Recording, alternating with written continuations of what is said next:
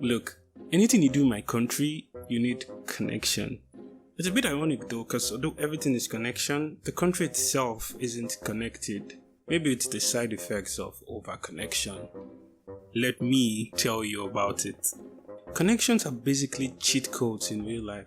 Without them, life is like a bricklayer's hand. It's very hard.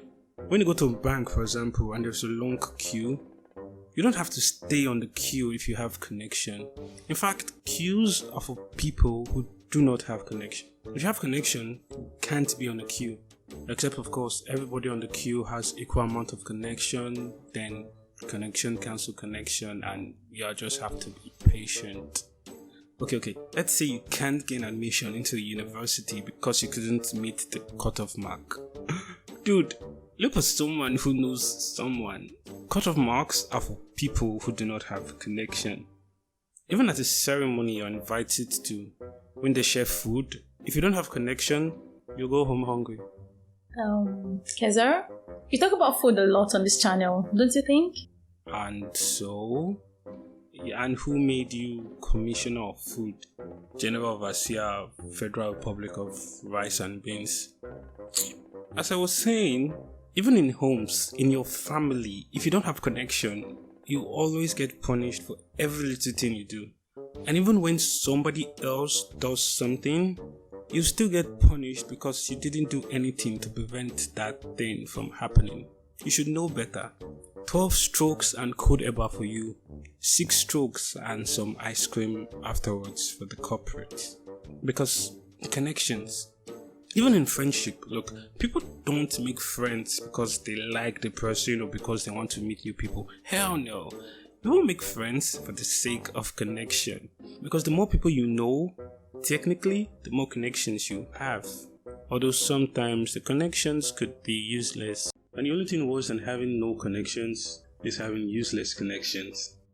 Like, you have connections for whenever you ever want to catch a rabbit or something. But anyway, if you know the right people, you'll go far. And it's a bit sad, to be honest, because it means sometimes hard work doesn't even matter.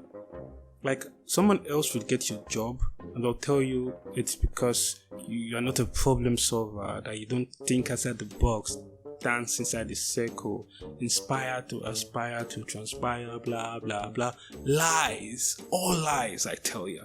What you actually lacked was connection. Sometimes people in universities who don't even read at all get A's while you struggle to get a C, and they'll claim it's because they have eidetic memory. More like eidetic connections, if you know what I mean. Let's even go down to high schools. Some people don't get punished for breaking the rules, but if you dare commit that same offense, you receive the punishment of everyone who has ever gotten away with that crime. You carry the sins of the people when you are no messiah, just a naughty boy. Finally, remember back then when we played football in the streets? You won't get picked if you don't have connection. Except of course if you're very good, like I was. That's why I always got picked. Definitely not because I was the owner of the ball. With all that being said though, one way to actually get connections if you're not born with it is to work really hard and have something to offer. Like, the more you have to offer, the more possible connections you can have.